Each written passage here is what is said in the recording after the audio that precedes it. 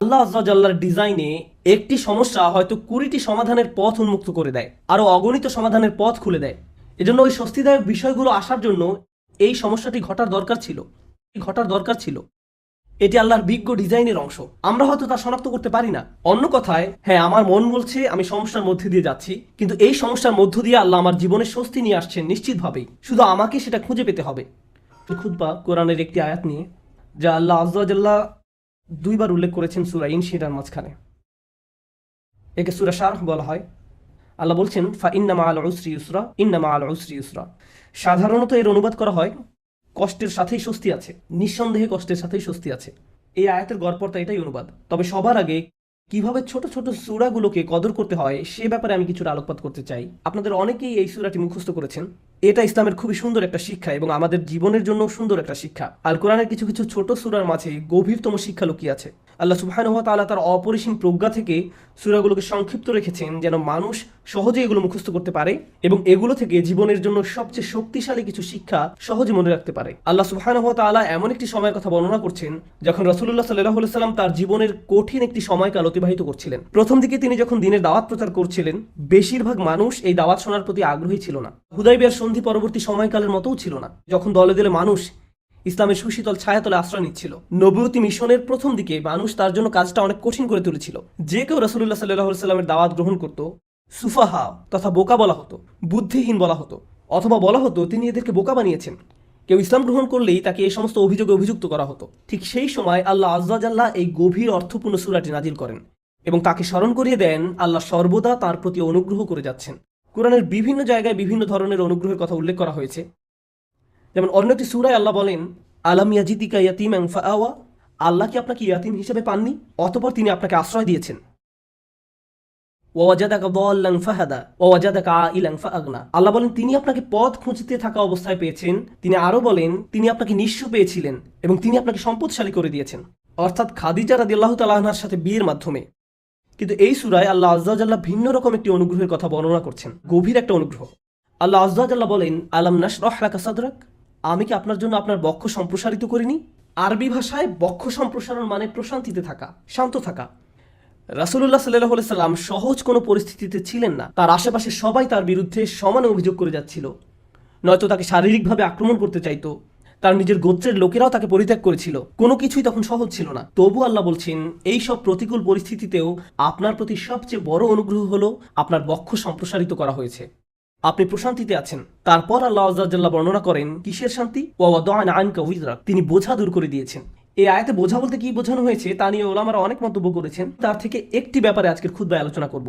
রাসূলুল্লাহ সাল্লাল্লাহু আলাইহি সাল্লাম নবুয়ত লাভ করার পূর্বে মক্কা থেকে নিজেকে দূরে সরিয়ে নিতেন এবং পৃথিবীতে কেন এত দুঃখ কষ্ট তা নিয়ে চিন্তামগ্ন থাকতেন। তিনি ঘন্টার পর ঘন্টা দিনের বেলা, কখনো কখনো রাতেও চিন্তামগ্ন অবস্থায় হেরা গুহায় কাটিয়ে দিতেন। তিনি সমাজ থেকে নিজেকে এভাবে দূরে সরিয়ে নিয়ে ভাবতেন এই জীবনে কেন এত দুঃখ যাতনা। আর আল্লাহ আজ্জা জাল্লা এই সমস্ত প্রশ্নের জবাব দিয়েছেন তার নিজের কথার মাধ্যমে। যখন রাসূলুল্লাহ সাল্লাল্লাহু আলাইহি সাল্লাম আল্লাহর কালামের মাধ্যমে জবাব পেলেন, আল্লাহ আজ্জা জাল্লা এই ব্যাপারটাকে বর্ণনা করছেন যে তিনি আপনার বোঝা লাঘব করে দিয়েছেন। ওয়াদা'না আনকা উযরাক, আমাদের জন্য এতে শিক্ষা হলো যে হ্যাঁ, জীবনে অনেক চাপ সইতে হয়, আর আল্লাহ বলছেন তার কালাম এই চাপ থেকে নিষ্কৃতি দান করে, ওই বোঝাগুলো দূর করে দেয়। আল্লাযী আনকাযা যাহরাক ওয়া রাফা'না লাকা যিকরাক, যা আপনার পিঠ ভেঙে দিচ্ছিল আর আমি আপনার জন্য আপনার স্মরণকে সমুন্নত করেছি। এই সূরায় যে শিক্ষাটি আল্লাহ দান করছেন তা শুধু রাসূলুল্লাহ সাল্লাল্লাহু আলাইহি সাল্লামের জন্য নয়, এটি আসলে সকল মানুষের জন্য। ফা ইন্না মা'আল উসরি ইউসরা, এর সাধারণ অনুবাদ হলো নিশ্চয়ই কষ্টের সাথে স্বস্তি রয়েছে। আজকের খুতবার কিছুটা সময় আমি এই আয়াতের উপর ব্যয় করব। আমার আপনার জন্য এই আয়াতে কি শিক্ষা রয়েছে। প্রথমে এই আয়াতের আরবি ব্যাকরণগত দিক নিয়ে আলোচনা করতে চাই। আপনাদের মাঝে যারা আরবি ব্যাকরণের সাথে পরিচিত তাদের জন্য বলছি, এখানে মুবতাদা হলো ইউসুর। ব্যাকরণগত দিক থেকে এই বাক্যের শুরু হলো স্বস্তি। যখন আমরা বাংলায় অনুবাদ করি তখন বলি নিশ্চয়ই সকল কষ্টের সাথে স্বস্তি রয়েছে, কিন্তু ব্যাকরণগত দিক থেকে সবচেয়ে শুদ্ধ অনুবাদ হলো স্বস্তি রয়েছে কষ্টের সাথে। এই বাক্যের ফোকাস হলো স্বস্তির উপর, কষ্টের উপর নয়। এখানে ইউসুর বা স্বস্তি হলো মুবতাদা, ব্যাকরণগত দিক থেকে এটাই বাক্যের শুরু। এটা কেন গুরুত্বপূর্ণ? কারণ আল্লাহ আমাদের মনোযোগ স্বস্তির উপর রাখতে চাচ্ছেন, কষ্টের উপর নয়। সহজ সময় বা স্বস্তি হয়তো পরে এক সময় আসবে, কিন্তু আল্লাহ চান আমরা যেন আমাদের মনোযোগ সামনে যে স্বস্তিদায়ক সময় আসছে তার উপর রাখি, এখন যে কষ্টে আছি তার উপর নয়। আপনি যে ধরনের কঠিন সময় দিনাতিপাত করছেন না কেন, আল্লাহ এর একটা ব্যবস্থা করবেন এবং স্বস্তিদায়ক সময় সামনে অবশ্যই আসছে। দ্বিতীয় যে বিষয়টা এখানে মনোযোগের দাবি রাখে তা হলো ইউসুর হলো নাকেরা, মানে এটি আম ওয়া আম্মাল ওয়া আজম ওয়া আকাদ, অর্থাৎ কষ্ট কি এটা সবাই জানে। হয়তো এটা অর্থনৈতিক কষ্ট, স্বাস্থ্যগত কষ্ট, মানসিক কষ্ট, আবেগ সংক্রান্ত কোনো কষ্ট, বা আপনার কষ্টের জিনিস হয়তো আপনার পাশেই বসে আছে, আমি জানি না। সবার জীবনে কোনো না কোনো সমস্যা রয়েছে। এই কষ্টদায়ক বিষয়গুলো সম্পর্কে সবাই জানে, আর এগুলো খুবই সুনির্দিষ্ট, খুবই সুনির্দিষ্ট। কিন্তু আল্লাহ বলছেন কষ্টের চেয়ে স্বস্তিটা অনেক বড়, অনেক বিস্তৃত। কষ্টের মতো স্বস্তির ব্যাপারটা অতটা জ্ঞাত নয়। অর্থাৎ কিছু স্বস্তি আসবে কিন্তু আপনি জানেন না কিভাবে সেটা চিনতে হয়। সবাই সমস্যা শনাক্ত করতে পারে কিন্তু সবাই সমাধান দিতে পারে না। আল্লাহ যখন আপনাকে স্বস্তি দিবেন, আপনি হয়তো এটাকে স্বস্তি মনে নাও করতে পারেন। আল্লাহ আপনার জীবনে স্বস্তি নিয়ে আসবেন, কিন্তু আপনি হয়তো বুঝতেও পারবেন না যে আল্লাহ আপনার জীবনে স্বস্তি নিয়ে আসছেন। তিনি আপনার জীবনে এমন দিক থেকে স্বস্তি নিয়ে আসবেন যা সম্পর্কে আপনি জানতেন, আবার এমন দিক থেকেও নিয়ে আসবেন যা সম্পর্কে আপনি ভাবতেও পারেননি। অপ্রকাশ্য জগতের ব্যাপার। এই বাক্যাংশে ইন্নামা আল উসরি অর্থাৎ কষ্টটি এটি সুনির্দিষ্ট, জানা। পরের শব্দ ইউসরান হলো নাকেরা বা অনির্দিষ্ট, অর্থাৎ স্বস্তির ব্যাপারটা অজানা। কারণ অনেক সময় মানুষ কেবল সে বিষয়ের উপর ফোকাস রাখে যা দেখা যায়, তারা যা দেখতে পায় না তার প্রতি কোনো মনোযোগ দিতে পারে না। এখন আল্লাহ আমাদেরকে বলছেন অদৃশ্য স্বস্তি বা আরাম তোমাদের জন্য আসছে সব সময়। এই অদৃশ্য স্বস্তি সব সময় বর্তমান। আরবি ইন্না শব্দের অর্থ নিশ্চয়ই। আরবি ভাষাবিদরা ইন্নাকে বর্ণনা করছেন হারফুন লিজালাতিস সাক, অর্থাৎ ইন্না বাক্যে ব্যবহৃত হয় সন্দেহ দূর করতে। একটা সহজ উদাহরণ দিচ্ছি। আপনি যদি কোনো সমস্যায় পড়েন, ধরুন সমস্যাটা দেখা দিয়েছে চাকরির কাজে বা পরিবারে। এখন কেউ এসে বলল, আরে ভাই এটা কোনো সমস্যাই না। আপনি বললেন এটা একটা বিশাল সমস্যা, অর্থাৎ সমস্যাটা সম্পর্কে আপনার মনে কোনো সন্দেহ নেই, কিন্তু সমাধান নিয়ে সন্দেহ আছে। সমস্যাটা কি, কোন দিন শেষ হবে, এই বিষয়ে আপনার সন্দেহ রয়েছে। সহজ সময় কোন দিন আসবে, কোনো সমাধান আসলেই কি আসবে, এই বিষয়ে আপনি সন্দিহান। সুতরাং সমস্যার ব্যাপারে মানুষ পুরোপুরি নিশ্চিত থাকে, কিন্তু সমাধান আসবে কিনা এই ব্যাপারে তারা সন্দেহপ্রবণ। সহজে আমরা আশাহীন হয়ে পড়ি। আমরা চিন্তা করতে থাকি, ভাই এটা সব সময় এমন খারাপই থাকবে, কোনো দিন এই পরিস্থিতি উন্নতি হবে না। আমরা এভাবে নিজেদেরকে বলি। তো আমরা নেগেটিভের ব্যাপারে অনেক বেশি নিশ্চিত থাকি, কিন্তু পজিটিভের ব্যাপারে নিজের মনে কোনো নিশ্চয়তা থাকে না। তিনি ইন্না যে শব্দটি সন্দেহ দূর করে তা ব্যবহার করে আমাদের জানাচ্ছেন কোনো সন্দেহ নেই, স্বস্তি রয়েছে কষ্টের সাথে। স্বস্তির সাথে ব্যবহার করলেন, তিনি স্বস্তির উপর জোর দিলেন, যেন একজন মুমিন যখন এই আয়াত তেলাওয়াত করবে সে মনে করবে আমার কষ্টের ব্যাপারে সন্দেহ থাকতে পারে, আমি সমস্যাটাকে যত বড় মনে করছি এটা আসলে ততটা বড় সমস্যা নয়, কিন্তু আল্লাহ যে স্বাচ্ছন্দ্য নিয়ে আসছেন সেটা অনেক বড় এবং নিঃসন্দেহে তা আসছে। এটা আমাদেরকে মন্দের ব্যাপারে সন্দেহ প্রবণ করে তোলে। মাঝে মাঝে কোনো কিছু হয়তো অনেক খারাপ মনে হতে পারে আমাদের মাথায়, আমাদের চিন্তায়, আমাদের অনুভূতিতে, কিন্তু বাস্তবে তা এত খারাপ নয়। কিছু মানুষ কোনো একটা সমস্যাকে তার চিন্তায় বড় থেকে বড় আরো বড় করে তোলে, শেষে সেটা নিয়ন্ত্রণ হারিয়ে ফেলে। মাঝে মাঝে আশেপাশের মানুষের সাথে যদি সমস্যাটা নিয়ে কথা বলেন, তারা এটাকে ছোট করে দেখার পরিবর্তে আরো বড় করে তোলে, আরো বড় করে তোলে। তখন সমস্যাটাকে তার আসল অবস্থার চেয়েও অনেক বিশাল মনে হয়। আর যে স্বস্তি আল্লাহ নিয়ে আসছেন তা আপনার সামনেই বর্তমান, কিন্তু আপনি তা দেখছেন না, কারণ সমস্যাটাকে আপনি কাল্পনিক দৃষ্টিতে অনেক বড় করে দেখছেন। তাই আল্লাহ আযজা ওয়া জাল্লা বলছেন স্বস্তি আসার ব্যাপারে নিশ্চিত থাকো, এই ব্যাপারে মনে কোনো সন্দেহ পোষণ করো না। এই আয়াতের শেষ যে শিক্ষাটি আমি আপনাদের সাথে শেয়ার করতে চাই, সূরাটি শেষ করার পূর্বে এবং শেষ অংশটি কিভাবে এই অংশের সাথে সম্পর্কযুক্ত তা আলোচনা করার পূর্বে, সেটা হলো আল্লাহ বলেননি কষ্টের পর স্বস্তি আছে। তিনি পর শব্দটি ব্যবহার করেননি, তিনি ব্যবহার করেছেন সাথে শব্দটি, ইন্না মাআল উসরি ইউসরা। তিনি ইন্না বা'দাল উসরি ইউসরা বলেননি। সাথে এবং পরে এই দুইটা শব্দের মাঝে বিশাল পার্থক্য আছে। এখানে বড় পার্থক্য রয়েছে কষ্টের সাথে স্বস্তি আছে এবং কষ্টের পরে স্বস্তি রয়েছে, এই দুই কথার মাঝে বড় একটা ফারাক আছে। দুটি পার্থক্য আপনাদের সাথে শেয়ার করতে চাই। একটি পার্থক্য হলো, হয়তো আপনি যখন একটি সমস্যার মধ্য দিয়ে দিন পার করছেন, সেই সমস্যাটির সাথে কিছু স্বস্তির বিষয় আপনার জীবনে এসেছে যা আপনি উপলব্ধিও করতে পারেননি। বর্তমান সমস্যাটি যতটা কঠিন মনে হোক না কেন, বিকল্প হয়তো আরো অনেক বেশি কঠিন হতো। হয়তো একটি দরজা বন্ধ হওয়ার কারণে আরো 5টি দরজা খুলে গিয়েছে, আপনি হয়তো ব্যাপারটি দেখতে পাননি, কিন্তু আল্লাহ আযজা ওয়া জাল্লার ডিজাইনে একটি সমস্যা হয়তো 20টি সমাধানের পথ উন্মুক্ত করে দেয়, আরো অগণিত সমাধানের পথ খুলে দেয়। এজন্য ওই স্বস্তিদায়ক বিষয়গুলো আসার জন্য এই সমস্যাটি ঘটার দরকার ছিল। এটি আল্লাহর বিজ্ঞ ডিজাইনের অংশ। আমরা হয়তো তা শনাক্ত করতে পারি না। অন্য কথায়, হ্যাঁ, আমার মন বলছে আমি সমস্যার মধ্যে দিয়ে যাচ্ছি, কিন্তু এই সমস্যার মধ্য দিয়ে আল্লাহ আমার জীবনে স্বস্তি নিয়ে আসছেন নিশ্চিতভাবেই। শুধু আমাকে সেটা খুঁজে পেতে হবে। সমস্যা আমি দেখতে পাচ্ছি, কিন্তু সমাধান কোথায় সেটা আমাকে খুঁজে বের করতে হবে। জীবনে আমরা যত ভয়ানক অভিজ্ঞতার মধ্য দিয়ে যাই, তখন আমরা এভাবে প্রশ্ন করি যে আমাকে কেন এই বিপদে ফেলা হলো, কেন আমার সাথে এমন হচ্ছে, আমি কি এমন অন্যায় করেছি, এর থেকে ভালো কি আসবে। আপনাদেরকে বলছি, ওই অভিজ্ঞতাগুলোর প্রত্যেকটাই কোনো না কোনো সহজতা, স্বস্তি বা ভালো সাথে করে নিয়ে আসে, যা আমরা দেখতে পাই না। কিন্তু আল্লাহ বলছেন ওই স্বস্তি সাথেই আছে, তোমাকে এর জন্য অপেক্ষা করতে হবে না। এটা একই সময়ে কষ্টের সাথে সহস্থান করে, কষ্টের সঙ্গেই এই স্বস্তির অবস্থান। ইন্না মাআল উসরি ইউসরা। এছাড়াও যখন সাথে শব্দটি ব্যবহার করা হয়, আল্লাহ বলছেন যে স্বস্তিকে কষ্টের সাথে রাখা হয়েছে। স্বস্তিকে কষ্টের সাথে রাখা হয়েছে। যেভাবে তিনি রাতকে দিনের সাথে রেখেছেন, তিনি যেভাবে মেঘমালাকে বৃষ্টির সাথে রেখেছেন, অনেক জিনিস আছে যেগুলো তিনি একত্রে রেখেছেন। এই জীবনে আল্লাহ যা করার সিদ্ধান্ত নিলেন, আমি আর আপনি যদি স্বস্তি পেতে চাই, তিনি ব্যাপারটাকে এমনভাবে ডিজাইন করলেন, কষ্টের মধ্য দিয়ে গেলেই কেবল কষ্টের সাথে স্বস্তি আসবে। এভাবেই তিনি জীবনের সবকিছু ডিজাইন করেছেন। আপনাদের অনেকেই ছাত্র, আপনাকে প্রথমে পড়ালেখার কষ্টের মধ্য দিয়ে যেতে হবে, তারপর আপনি গ্র্যাজুয়েট হওয়ার স্বস্তি লাভ করবেন, পরবর্তী ক্লাসে উত্তীর্ণ হওয়ার স্বস্তি লাভ করবেন। আপনার চাকরির জায়গায় কঠিন পরিশ্রম করতে হবে বোনাসের স্বস্তি লাভ করার পূর্বে, প্রমোশন লাভ করার পূর্বে। কষ্ট ছাড়া এসব ঘটে না। আপনাকে আগে খাদ্যাভ্যাস ঠিক করতে হবে, স্বাস্থ্যকর খাবার খেতে হবে ভালো স্বাস্থ্য লাভ করার পূর্বে। কোনো রোগীকে হয়তো আগে অপারেশনের কষ্টের মধ্যে দিয়ে যেতে হবে সুস্থ হওয়ার আনন্দ উপভোগ করার পূর্বে। এভাবেই আল্লাহ জীবনকে তৈরি করেছেন। আপনাকে কষ্টকর অভিজ্ঞতার ভেতর দিয়ে যেতে হবে যদি স্বস্তি লাভ করতে চান। এটাই আল্লাহ ডিজাইন। ব্যাপারটা এমনই। আপনি এই কথা শোনার পর হয়তো ভাবতে পারেন, আমি তো এখন কঠিন সময় আছি, তার মানে সামনে সহজ সময় আসছে, আর এজন্য আমি এখন বিশ্রাম করব আর সহজ সময় আসার অপেক্ষা করব। না, আল্লাহ আমাদেরকে গভীর একটি বিষয় সম্পর্কে জানাচ্ছেন। আপনাকে কঠিন সময়ে কঠোর পরিশ্রম করে যেতে হবে। বসে বসে এমনটি ভাবলে হবে না যে আল্লাহ তো সহজের প্রতিশ্রুতি দিয়েছেন, তাই আমি তার অপেক্ষায় থাকবো আর বসে বসে কাঁদবো। এই জন্য তিনি পরের আয়াতে আমাদের রাসূল সাল্লাল্লাহু আলাইহি সাল্লামকে বলছেন, ফাইদা ফারাগাতা ফানসাব। শক্তিশালী একটা বাক্য। অতএব যখন আপনি অবসর পান, পরিশ্রম করুন। স্বস্তি এবং কষ্টের সাথে এর সম্পর্ক কি? স্বস্তি এবং কষ্টের সাথে এর সম্পর্ক কি? আল্লাহ চান না আমি আর আপনি যেন অলস হয়ে বসে থাকি। যখন আমরা কোনো কঠিন সময় থাকি, তখন আল্লাহ চান আমরা যেন প্রচুর পরিশ্রম করি। অন্য মানুষদের দেখবেন, যখন তারা কোনো কঠিন সময় পতিত হয়, সবকিছু ছেড়ে দিয়ে একেবারে হতাশ হয়ে বসে থাকে। তারা নিরাশ হয়ে পড়ে, উদ্বিগ্ন হয়ে পড়ে, সবকিছু বাদ দিতে শুরু করে। কিন্তু বিশ্বাসীদের বেলায়, যখন তুমি কঠিন কোনো পরিস্থিতিতে পড়ো, তখন তুমি অবসর পেলেই নিজেকে কঠোর পরিশ্রমে নিয়োজিত করো, নিজেকে কাজে লাগাও, উৎপাদনক্ষম বানাও। উলামারা এই আয়াত নিয়ে প্রচুর মন্তব্য করেছেন।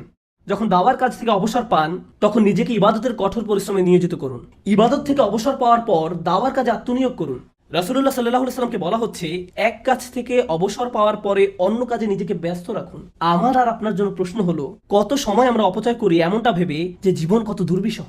অলস হয়ে বসে থাকি, কিছুই করি না, নিজের মনকে নেতিবাচক চিন্তায় ডুবিয়ে রাখি, সম্পূর্ণ অকার্যকর আর অকর্মণ্য হয়ে বসে থাকি।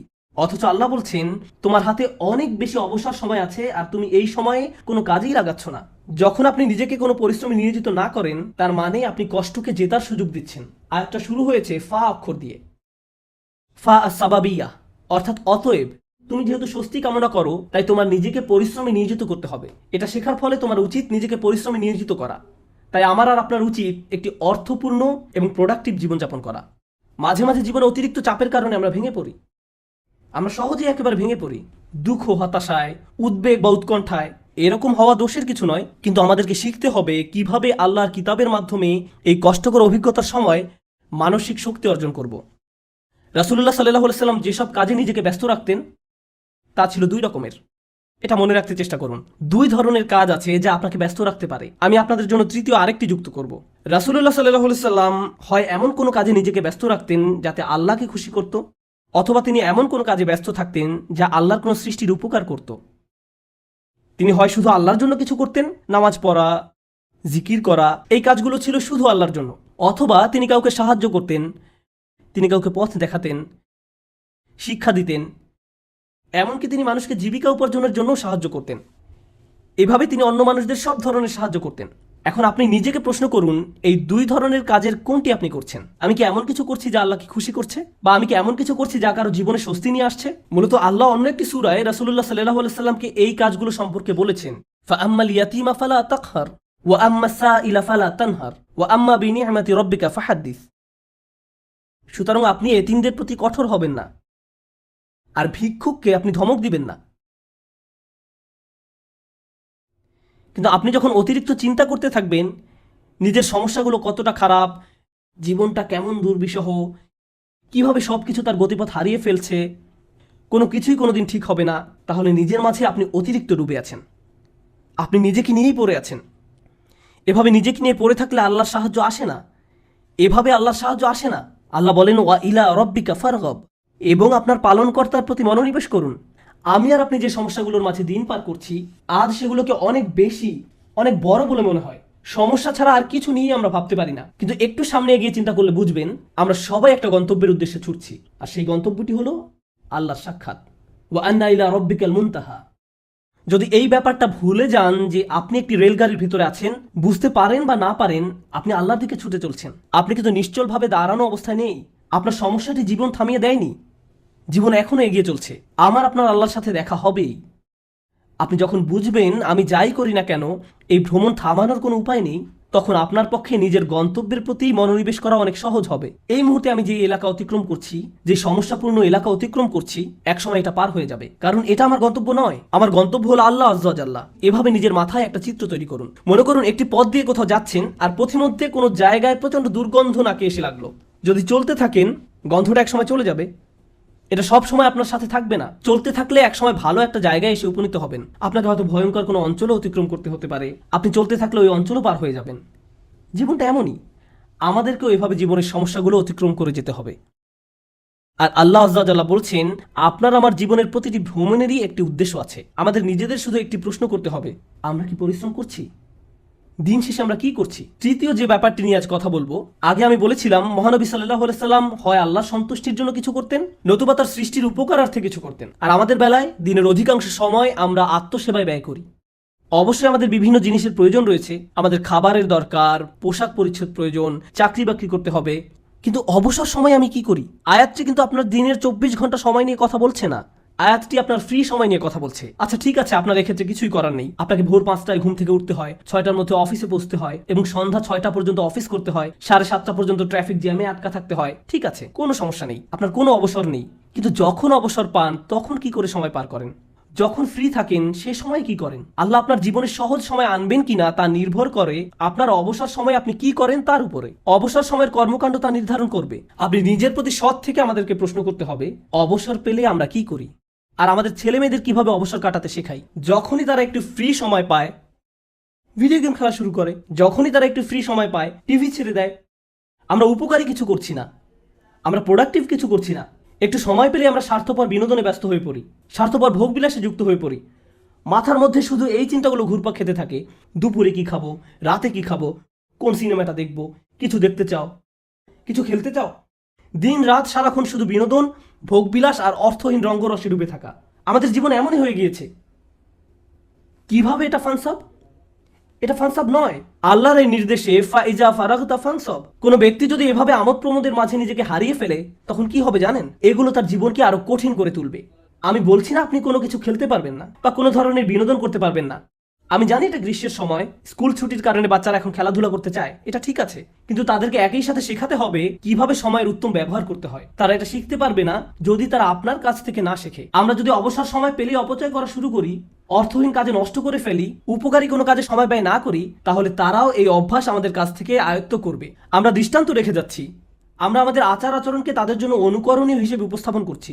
আমরা এই আয়াত অনুযায়ী জীবনযাপন করলে তারা প্রশ্ন করবে, কেন তুমি সারাক্ষণ ব্যস্ত থাকো? কেন আমরা সবসময় কাউকে না কাউকে সাহায্য করি? আমরা এতবার মসজিদে কেন যাই? আমরা সারাক্ষণ এটা ওটা শিখছি কেন? আমাদের অবসর কোথায়? ফাইদা ফারাগতা ফানসাব, অর্থাৎ অতএব যখন অবসর পান পরিশ্রম করুন।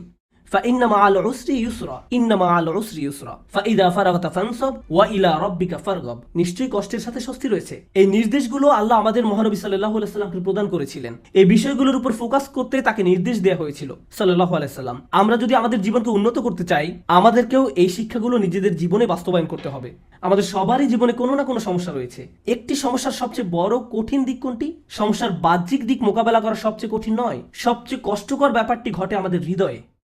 সবচেয়ে দুরূহ ব্যাপার হলো সমস্যার সময় আমার অনুভূতি নিয়ন্ত্রণ করা। এটা আমাকে পুরোপুরি অসার, নিস্তেজ বানিয়ে দেয়। এখন সূরাটির দিকে লক্ষ্য করুন। প্রথমে যে স্বস্তি আল্লাহ আমাদের রাসূল সাল্লাল্লাহু আলাইহি সাল্লামকে প্রদান করেন, আলাম নাশরাহ লাকা সাদরাক, হে নবী আমি কি তোমার বক্ষদেশ প্রসারিত করে দেইনি? আমি তোমাকে প্রশান্তি দান করেছি। এখন মানুষ যখন শুনতে পায় আল্লাহ সুবহানাহু ওয়া তাআলা মহানবী সাল্লাল্লাহু আলাইহি সাল্লামকে মানসিক প্রশান্তি দান করেছেন, একজন মানুষের জন্য সম্ভাব্য সবচেয়ে যাতনাদায়ক সময়েও তিনি মানসিক দিক থেকে প্রশান্তিতে ছিলেন। ফাইদা ফারাগতা ফানসাব ওয়া ইলা রাব্বিকা ফারগাব। অতএব যখন অবসর পান পরিশ্রম করুন এবং আপনার পালনকর্তার প্রতি মনোনিবেশ করুন। আমরা যদি এই কাজটি করতে পারি তাহলে আশেপাশের মানুষ আমাদের সম্পর্কে যাই বলুক না কেন এতে কিছুই যায় আসে না। বাহ্যিক দিক থেকে আমরা যে সংকটেই থাকি না কেন তাতেও কিছু যায় আসে না।